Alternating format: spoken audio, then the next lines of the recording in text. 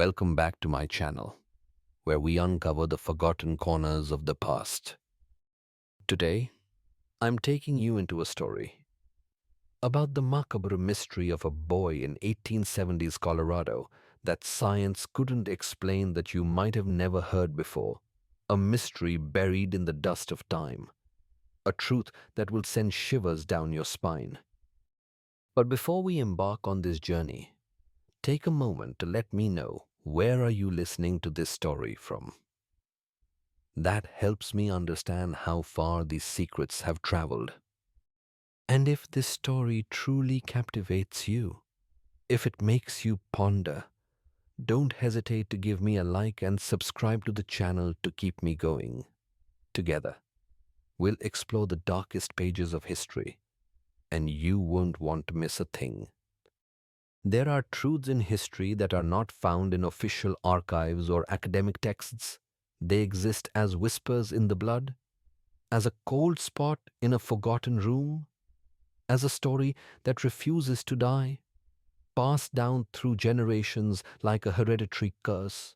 These are the stories that live in the shadows of recorded events, and they tell us not of what happened, but of what was truly felt, feared, and buried.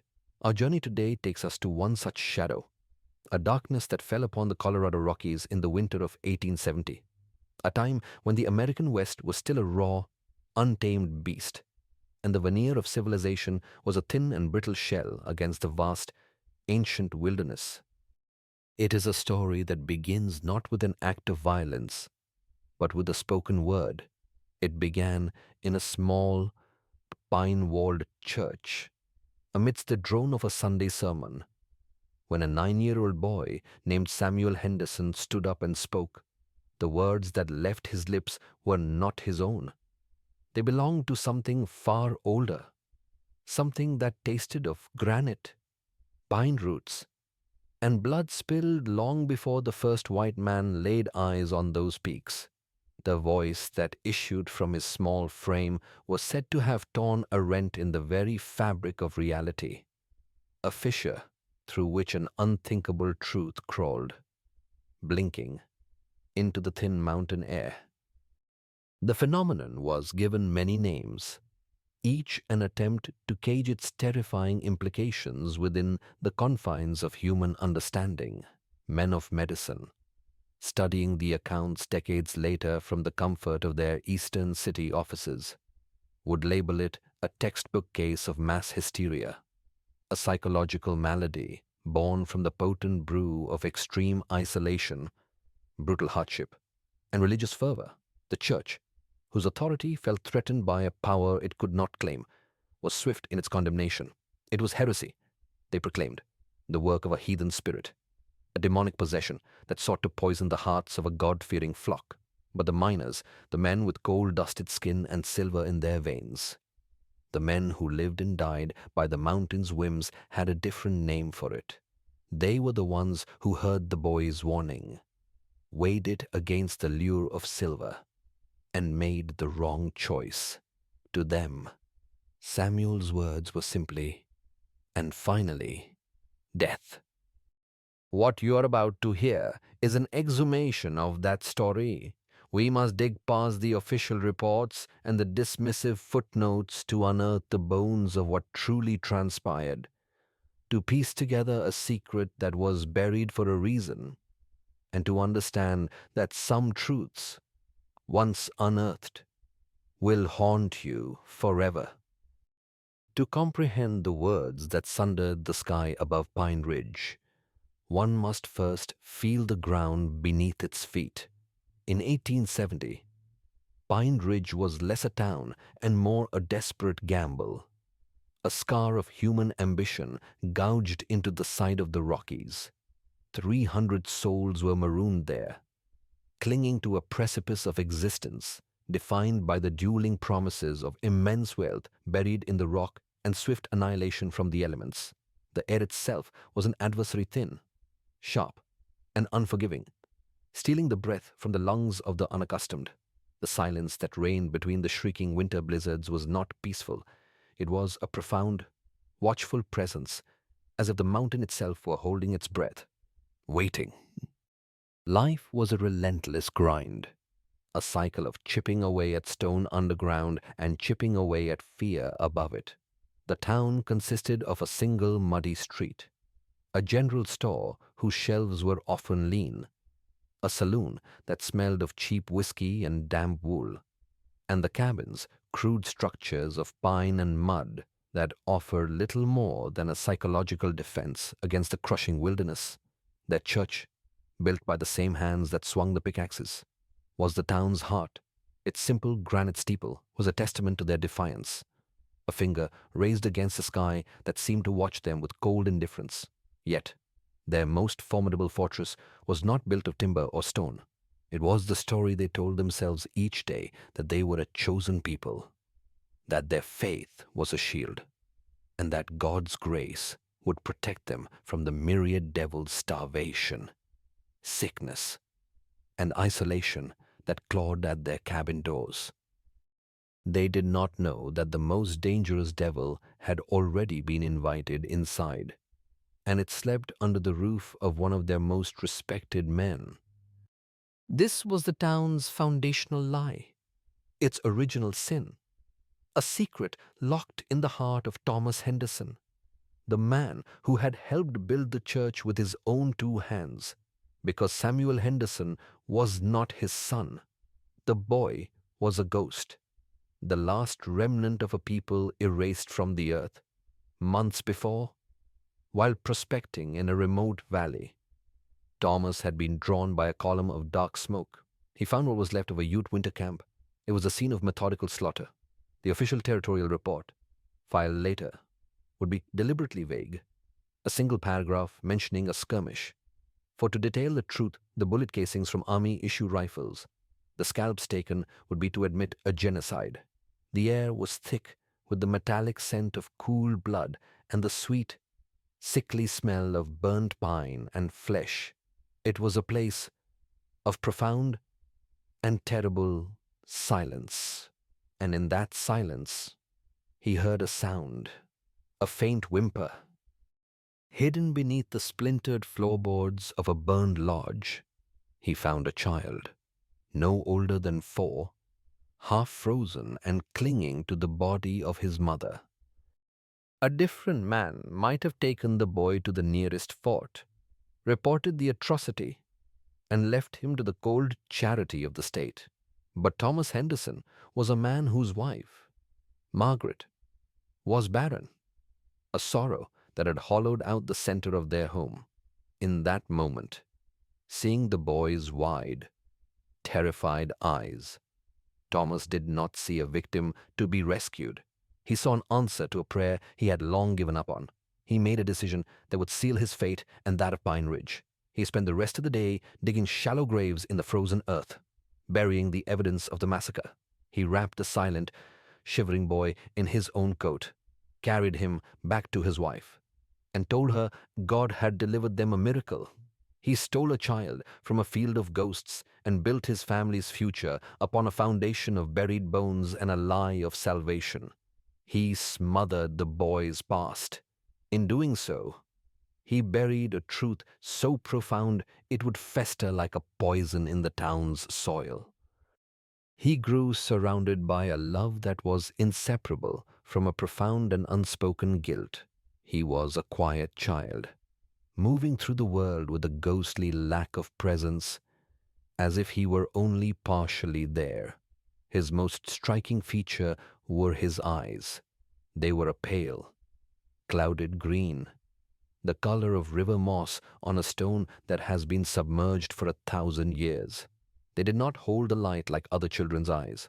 They seemed to absorb it, giving nothing back but an unnerving, ancient calm. When other boys his age were roughhousing in the muddy street, Samuel could be found sitting alone, staring at the distant peaks, his expression one of intense concentration, as if he were listening to a conversation no one else could hear. They collapsed in the center of the town, surrounded by the stunned, disbelieving faces of their families. They did not speak of a cave-in, of gas pockets, or of structural failure. They spoke as one, their voices hoarse and trembling, their stories overlapping in a frantic, unified testimony that constituted the most irrefutable evidence Pine Ridge would ever know. They told of how, just moments before noon, as they prepared to enter the deepest tunnel, a single, large crow had landed on the winch tower above the mine entrance. It was not a normal bird. It fixed them with eyes that held an unnerving intelligence, and it began to scream. It was not the caw of a crow, but a harsh, guttural, an insistent shriek, a sound of pure, intelligent warning. It swooped at them, beat its wings in their faces, and refused to cease its terrible cry until, unnerved and angry, they had all backed away from the entrance. It was only when the last of the 17 had stepped clear that the crow fell silent, and in that precise moment of silence, the world had ended. The ground had heaved, and the mountain had swallowed the mine whole. They had survived not by luck or by chance, but because they had been herded to safety by a screaming black-feathered oracle. The prophecy had not been a vague warning. It had been a literal script. As the townsfolk listened, the terror of the mountain slowly, insidiously, began to shift its focus. Their eyes turned from the ravaged peak and settled, as one, on the small cabin where the source of their terror lived. Samuel was no longer a blessing or a curse. He was something far more terrifying. He was real. The confirmation of Samuel's power did not bring relief or gratitude. It brought a new and more potent strain of fear. The townsfolk had faced the mountain's wrath and, through an impossible miracle, been spared its full price. But the miracle itself was now the source of their dread. The boy was a conduit to a power they could not comprehend, a door that had been opened to a world of ancient deaths and listening mountains. And in their terror, they decided the only way to survive was to seal that door shut permanently. This was their confession, not one of words, but of a collective, murderous act born of abject fear. It was Elder Marcus Blackwood who gave this fear a voice and a holy mandate. That evening, he stood on a crate in the center of town, his face illuminated by the stark, dancing light of torches. He was no longer the measured church elder. He was a wild-eyed inquisitor.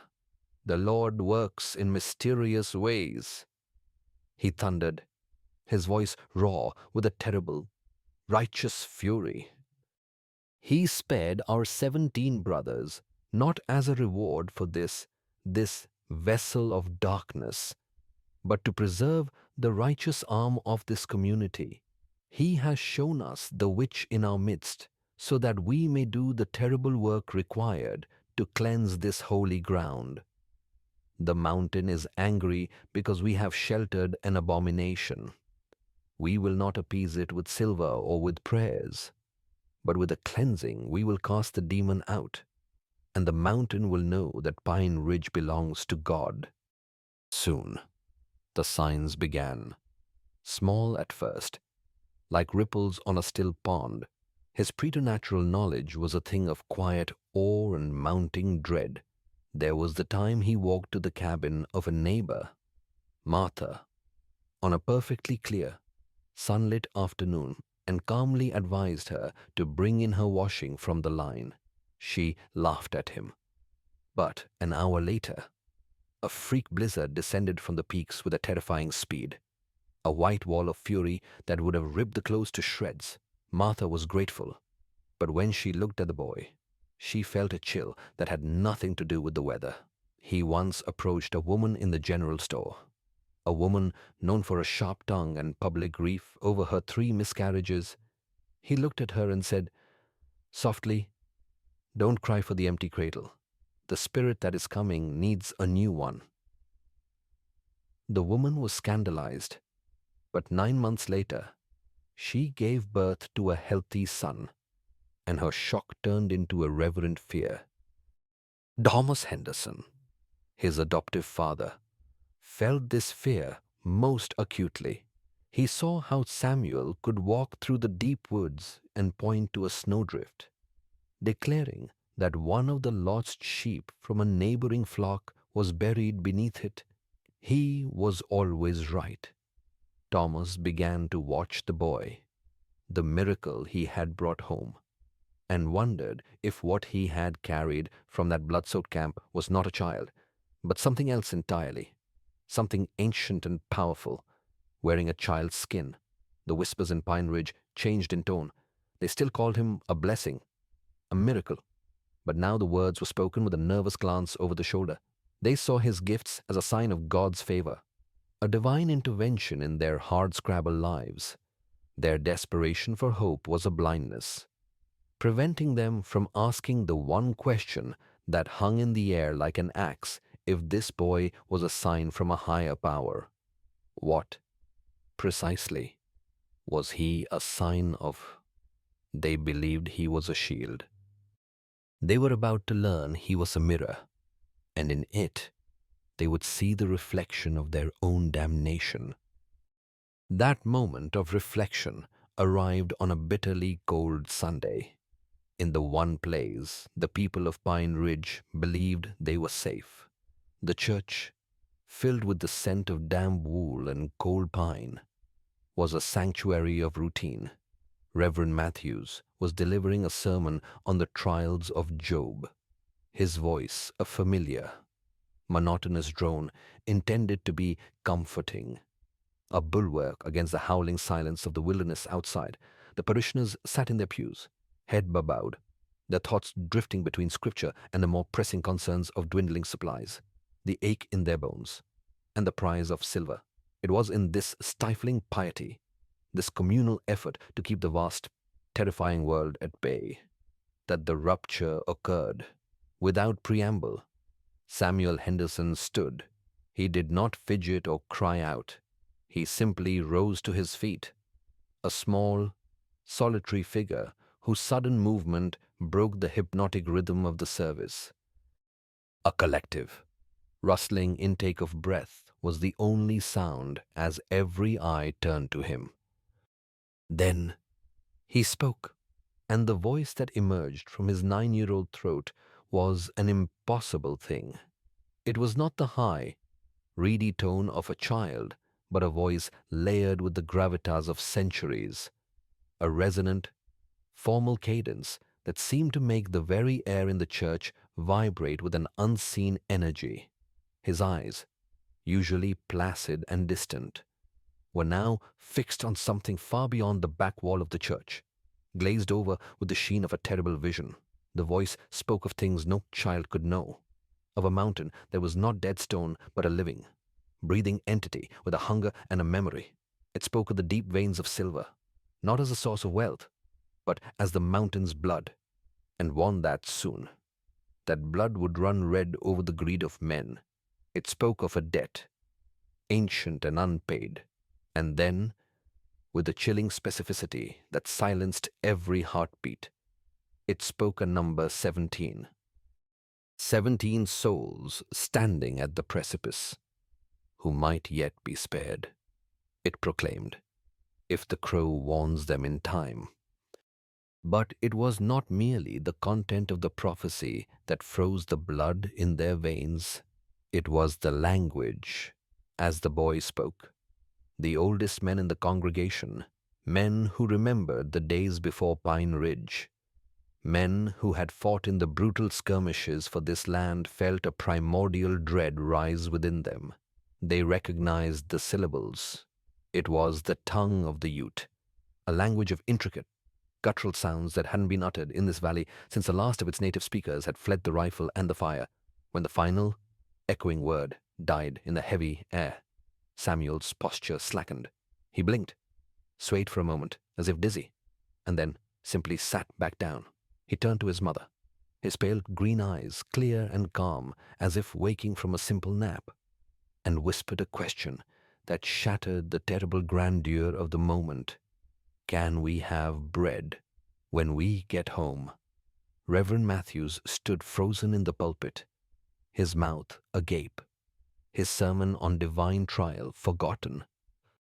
The prophecy was finished, but the trial of Pine Ridge had just begun. The silence that followed Samuel from the church was not empty. It was a screaming vacuum, filled with the frantic scramble of souls desperate for an explanation. In the 3 days that followed, Pine Ridge became a town of slammed doors and whispered arguments, a community fermenting in a vat of fear and suspicion. The prophecy had cleaved the town in two. Elder Marcus Blackwood, a man whose faith was a fortress of rigid, unbroken stone, immediately began to rally the fearful in secret meetings held in the cold cellar of the church, his voice a low, furious hiss under the flickering lantern light. He laid out his case. "The scripture warns us of false prophets and familiar spirits," he'd declare, his finger jabbing at a worn Bible. "It speaks of the devil quoting scripture for his own purpose. Do not be deceived by this imitation of power. The boy speaks in a heathen tongue, the language of the very savages who cursed this land. This is not a gift from God. It is a test from Satan, a hook baited with the child's innocence to drag our souls to hell." On the other side were those gripped by a more tangible, immediate fear. Sarah Denton, a young woman whose quiet demeanor belied a fierce constitution, became their reluctant center.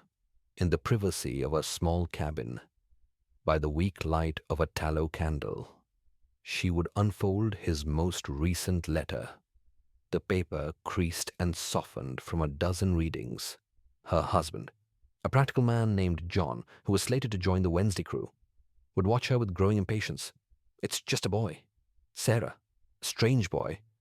I'll grant you," he'd argue, but his voice lacked conviction. Sarah would just shake her head, her finger tracing her brother's handwriting. His words, once a source of comfort, now read like a death sentence. He wrote of the date the mine was to reopen after its monthly inspection, Wednesday, the very day the prophecy seemed to point towards. "These tunnels breathe wrong, Sarah," the letter read. "They shift when they shouldn't. There's a low hum in the deep veins, a sound that makes your teeth ache. The old hands say it feels like digging in a graveyard. They groan at night like something's alive down there, something angry." Caught between these two poles of divine terror and earthly dread was the grim pragmatism of the miners and town leaders. At the saloon, over glasses of cheap, burning whiskey, they laid out the cold, hard facts. The ledgers at the general store showed debts piling up. The winter was only half over. Without the next shipment from Silver Creek, the trade wagons wouldn't come up the pass. Without those wagons, their larders would be empty by February, and their children would be coughing blood by spring. The choice was a brutal calculus of survival. Better, they reasoned in hushed tones, to risk 17 lives they could not see than the 300 shivering in their own cabins. It was easier to brand a child as strange, to dismiss his words as fever dreams, than to admit you might be digging your own grave for silver coins that would never keep you warm. Watching all of this from a position of detached, scientific curiosity was Dr. Ezra Keller, a traveling physician who had come to Pine Ridge to treat winter fever but found himself utterly captivated by the boy. He had attempted a brief examination, but Samuel remained placid and unresponsive, his pulse steady, his breathing even. When the doctor asked him how he knew about the mine, the boy had simply looked at him with those unnervingly calm eyes and said, "The mountain told me." In a leather-bound journal he never let leave his side, Dr. Ahn, Keller wrote what no one else dared to fully articulate. "This is not hysteria or childhood fantasy. The boy is a vessel, and something is speaking through him. The coherence and specificity of the utterance defy all known medical precedent. He exhibits no signs of delusion. It is as if he is merely reporting a fact." Yet even Keller, the man of reason, did not ride down to Silver Creek. He told himself it was not his place. He was an observer, not a participant. His was a failure of nerve that he would confess to the pages of his journal for the rest of his life. On Tuesday night, the wind rose. A banshee scream that rattled the windows and tore through the pines. Margaret Henderson found Samuel sitting bolt upright in his bed, staring out the window at the churning, black sea of trees, whispering to someone who wasn't there. When she asked what he saw, he answered her not in English, but in the same ancient, chilling syllables from the church. Next morning, Wednesday, the sun cracked the horizon like a blade of ice. The sky was a brilliant, brittle blue, despite the wind, despite the fear that now lay over the town like a shroud. 17 men loaded their wagons and rode out towards Silver Creek. They laughed and spat on the frozen ground, a performance of bravado for each other and for the anxious faces watching from behind frost-covered windows.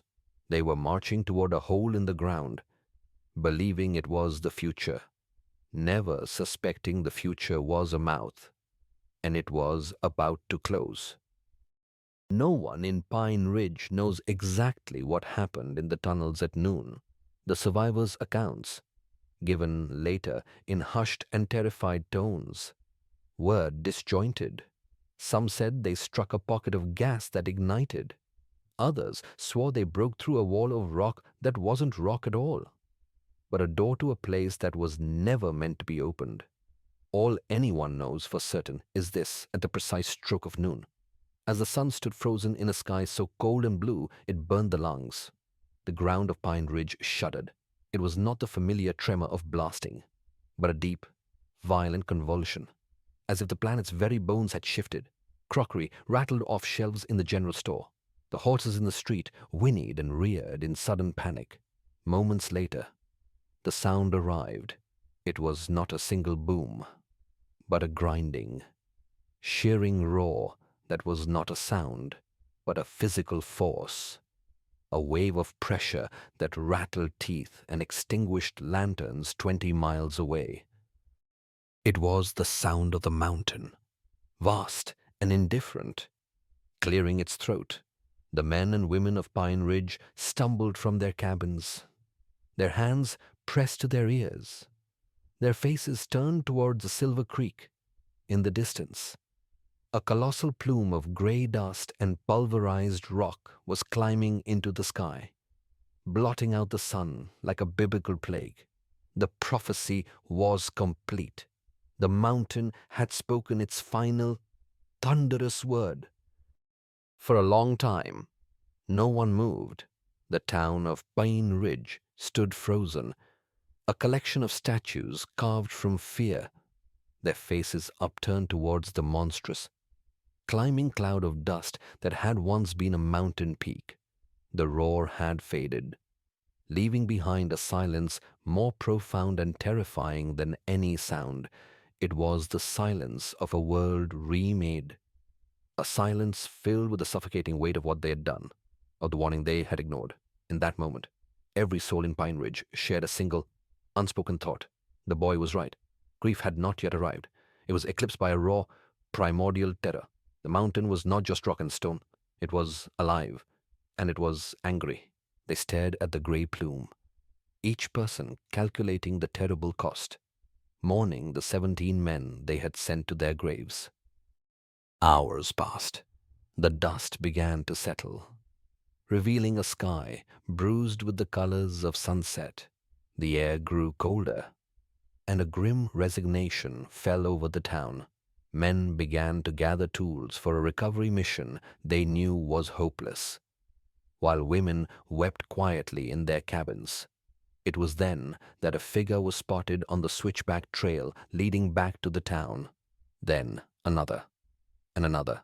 They were not rescuers. They were ghosts, 17 ghosts of men, stumbling out of the twilight, covered not in blood, but in a fine gray ash that made them blend into the dying light. They walked not with the relief of survivors, but with the shambling, hollow-eyed gait of the damned. His words were the spark that ignited the tinder of their collective panic. A mob formed, not with the chaotic anger of a riot, but with the grim, resolute purpose of an execution party. They marched to the Henderson cabin, their torches cutting jagged wounds in the darkness. Inside, the family had already fractured. Thomas Henderson sat at his table, a hollowed-out man, his hands the same hands that had built half the town, trembling and useless on his lap. He was broken, a man who saw the catastrophic end result of the lie he had begun all those years ago. Margaret, frantic, was stuffing a small satchel with herbs, a silver cross, and other useless folk charms, her movements jerky and bird-like. But Samuel was calm. He sat on the floor by the hearth, humming a tuneless, empty melody, when Margaret knelt beside him, her face a mask of terror, and pressed the cross into his hand. He looked up at her. His pale green eyes were not those of a frightened child, but of an old man accepting a long overdue fate. "Don't be afraid when it comes," he whispered, his voice clear and impossibly serene. "It only takes what was stolen." When the heavy knock came, Thomas did not resist. Blackwood pushed him aside, ordering 2 men to bind the boy's wrists. Samuel did not fight. He did not cry. He watched them with a detached curiosity, his gaze flicking from one guilty face to the next. They dragged him out into the cold and marched him to the edge of the forest, to that dark, liminal space where the town's authority ended and the mountains began. Blackwood raised a hunting knife, its blade gleaming in the torchlight. "This is a cleansing," he proclaimed to the silent, watching crowd, "a sacrifice to sever the darkness from Pine Ridge forever." But as he stepped forward, the darkness spoke for itself. Samuel's voice, once again layered with that ancient authority, cracked the hush. He spoke in 2 tongues at once, the English of his mother's lullabies, and the Ute syllables of the blood debt he embodied. He named the mountain. He named the massacre. He named the hunger that waited just beneath their feet. And as he spoke the last word, the wind died, the trees stilled, every torch flame stood erect and motionless. Blackwood, his knife raised to strike, found his feet rooted to the spot. The ground itself then did what men could not, without a sound, without a tremor. A seam opened in the frozen earth directly beneath Samuel's bound feet. It was a clean, black line, as if the mountain was simply parting its lips, and he slipped in, silent, swallowed whole, leaving no trace but the terrible, profound hush that fell upon the crowd.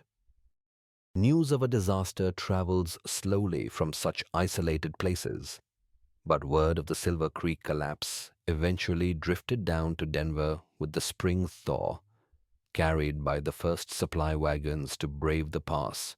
The official story, printed in the territorial newspapers, was a familiar tragedy of frontier greed and geological misfortune, but such stories often have loose ends, and it was the job of men like Territorial Marshal Luther Graves to tie them up.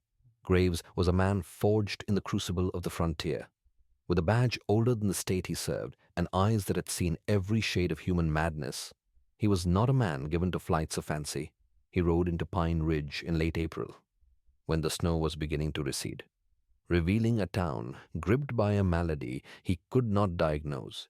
He came for the truth, but he found a community held hostage by the ghost of a child. His investigation was a descent into a quiet, collective insanity. He questioned Thomas and Margaret Henderson, finding a broken man who could only stare at his hands, and a woman who wept without end. Her words a tangled mess of prayers and fears. They vanished from their cabin 2 nights later and were never seen again. He interviewed the 17 survivors of the mine collapse.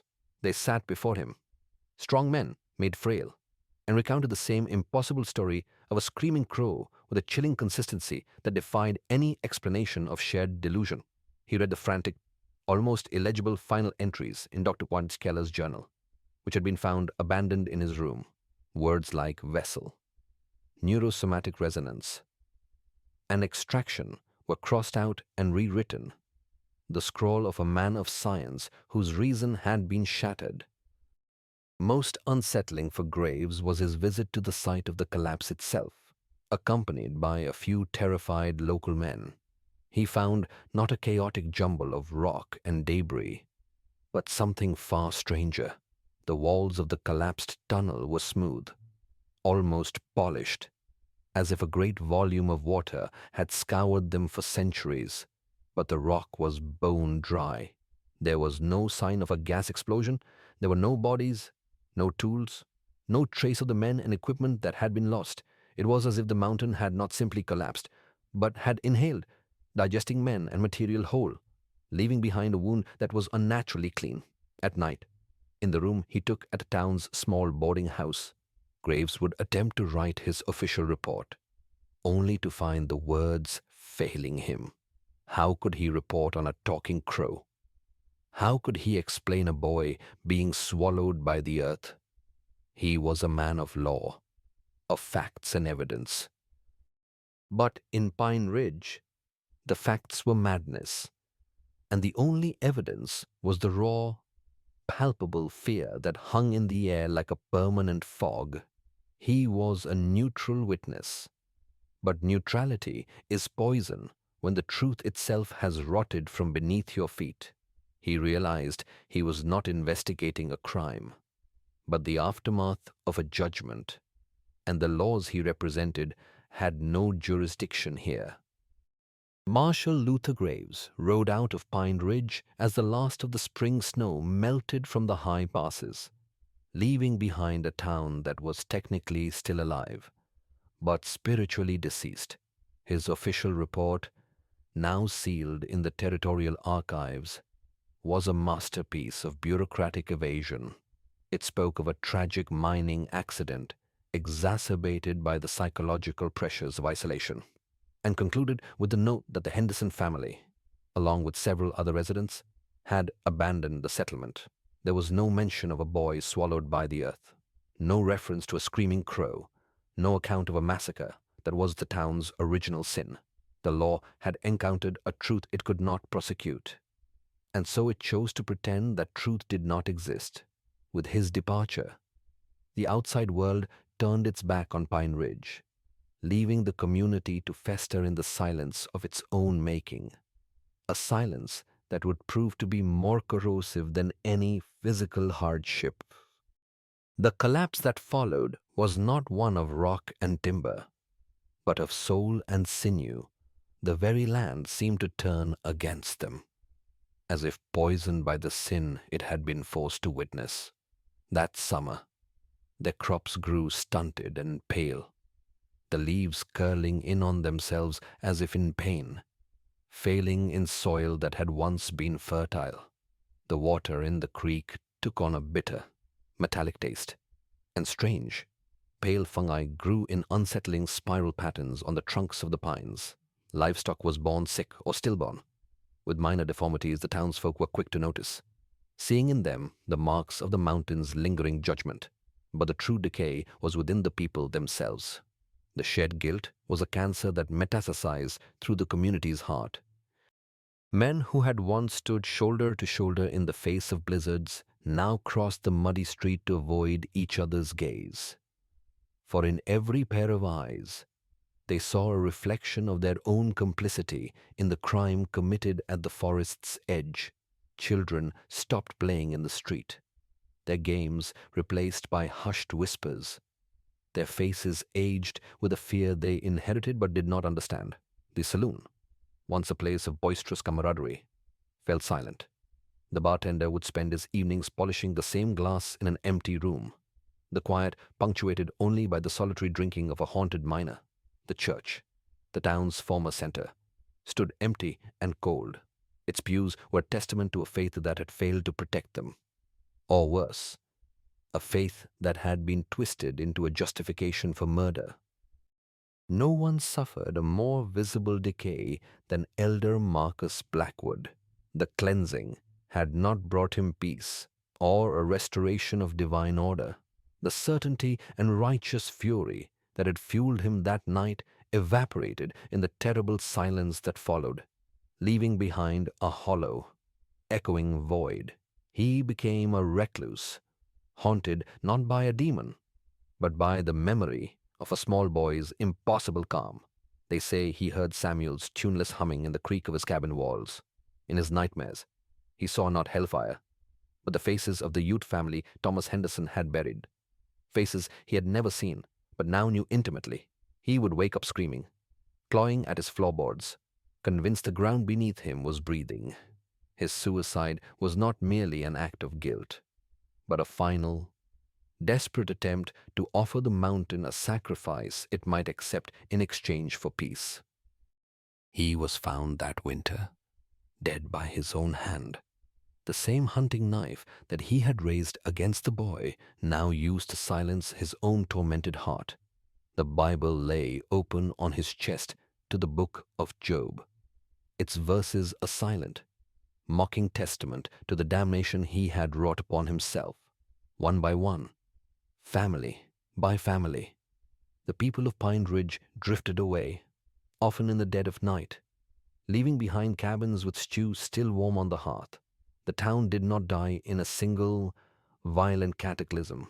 It died a slow, quiet, agonizing death of attrition, undone not by the mountain's roar, but by the weight of a single, unforgivable whisper. As the last resident departed, leaving the church bell to be rung only by the winter wind, Pine Ridge ceased to be a place on a map and became a story. For decades, it was a local legend, a cautionary tale told by old prospectors to frighten greenhorns.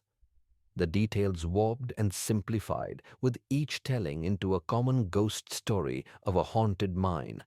But the documents Marshall Graves's sealed, confounding report, the frantic, surviving pages of Dr. Geek Keller's journal, the sworn testimonies of the 17 miners did not simply rot in dusty archives. They were sought out. They were collected. By the turn of the century, interest in the Pine Ridge affair emerged from a new and unsettling quarter. It came not from historians or folklorists, but from men of immense wealth and power in the East Railroad barons, mining magnates, and industrialists who sat on the boards of universities and newly formed psychiatric asylums. They were men who viewed the world as a grand, intricate machine, and they were dedicated to understanding every gear and piston. They were not interested in the morality of the tale, nor in the soul of a dead town. They were interested in the phenomenon. They saw in the story of Samuel Henderson not a tragedy, but a data point of immense value. One internal memo, circulated among a secret society of these influential figures, stated it plainly. The folk narrative is a contamination of superstition. The core event, the subject's ability to influence external physical reality through specific vocalization, is the asset.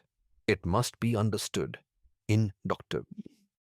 Keller's notes about a boy acting as a vessel, and in Graves's report on an event that defied physics. They saw the potential for a power that could be understood, isolated, and perhaps replicated or neutralized. This was the quiet genesis of a new kind of prospecting, not for silver or gold, but for the very fractures in human consciousness.